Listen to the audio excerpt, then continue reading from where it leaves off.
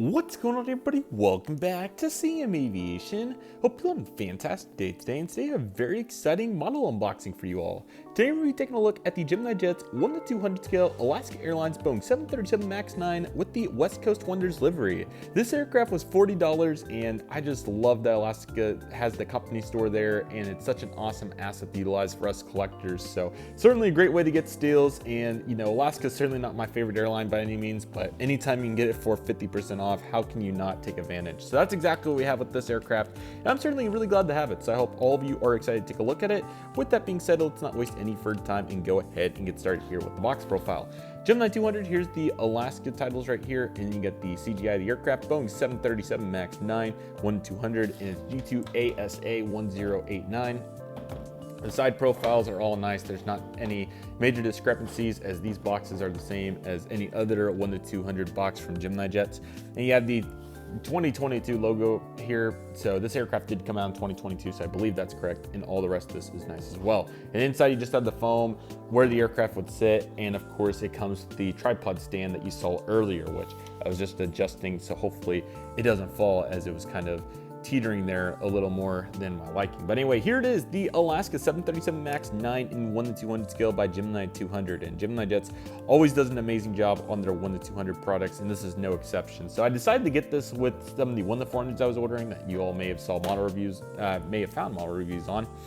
And yeah, this is just a really cool looking aircraft. And you know, I was thinking about getting the Go Dogs 175, but I was like, if I'm going to spend $40, I might as well make it as much of an investment as I can regarding the size of the aircraft. And obviously this is substantially larger than the Embraer 175 1:200. Now I still don't have a 1:200 Embraer 175, so I thought about that, but I also don't have a Boeing 737 MAX 9 either, as I only have a 739 from Alaska. So I think this worked out really well. I definitely want to get that Go Dogs at some point and so forth. So I might stock up sometime if there's a slow period of 1:400, which there may end up being. We'll see. It just depends on how it all comes together. But this video is probably coming out later on. So who knows where we're at this point, but regardless of the case, $40 here for this aircraft is too good of a deal, and I'm certainly very excited to have it, and I hope all of you are excited to take a look at it. So with all that being said, let's not waste any further time and go ahead and take a look at this stunning aircraft. So here's the front profile, and you got the nose, the cockpit windows, and the nose cone. The Gemini 1:200 Max mold I think is phenomenal. There's really not any issues with it, to be honest.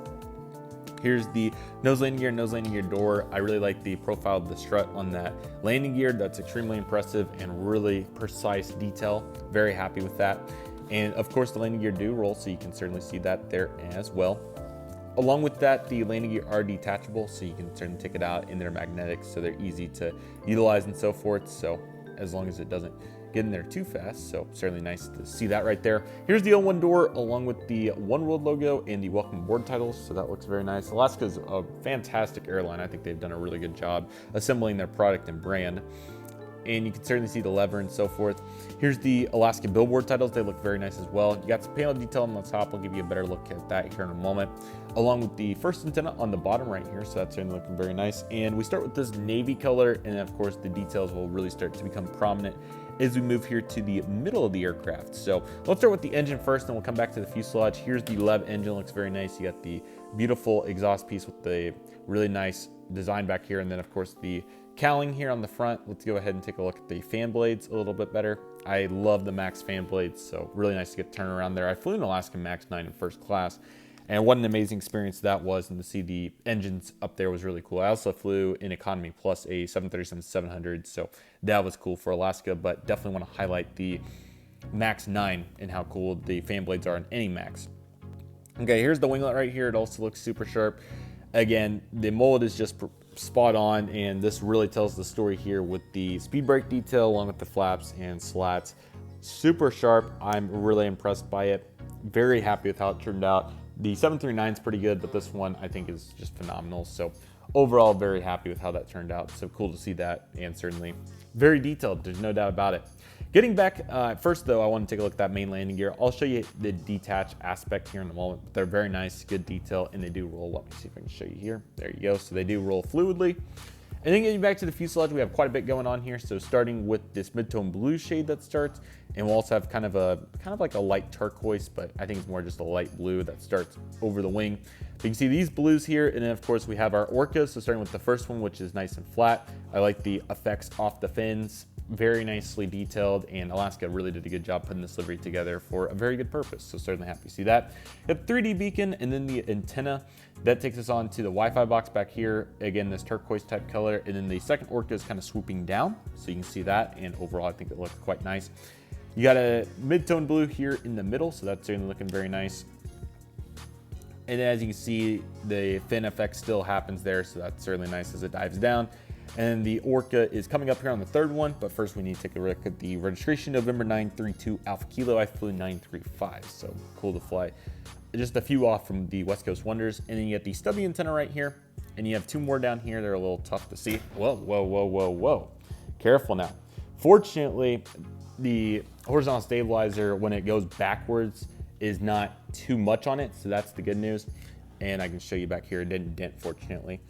So you can see that. But this really goes to show why these tripod stands, be extremely gentle when you're using them, because they are certainly very, very, very delicate. I personally would like to see most of these narrow bodies move up to different stands, but this particular one right here for the Max is okay, but especially like the A220s, those weigh way too much to be on these. But yeah, it seems like this stand's even trying to break on me as we speak. So just gonna be extremely mindful of this stand here. But yeah, as you can tell, they're certainly not the highest quality, we can say that. So if you're big on 1-200, I definitely would recommend looking into custom stands. I'm not sure if you could take this metal piece and put it into a better insert or so forth, or like make like with what they gave you with good material with the metal part.